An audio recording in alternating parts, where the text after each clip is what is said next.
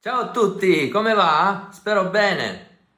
Oggi vorrei accostare il suono del friscaletto con le note frizzanti e appetitose di uno dei più grandi compositori italiani, Gioacchino Rossini. Vi starete chiedendo perché utilizzo questi aggettivi. Dovete sapere che il grande Rossini era un buon gustaio e un esperto di vini. Si narra che amasse cucinare tanto quanto la sua musica. Le sue celebri melodie profumano di tartufi e di insaccati piccanti. Ecco un piccolo esempio.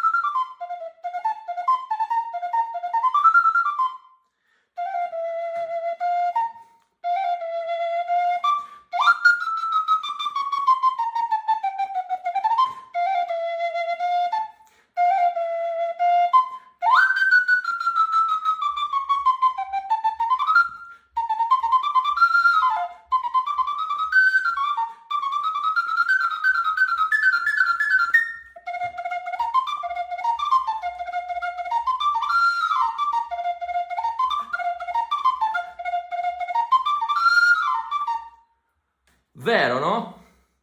Un caro saluto a tutti da Carmelo Salemi. A presto. Ciao!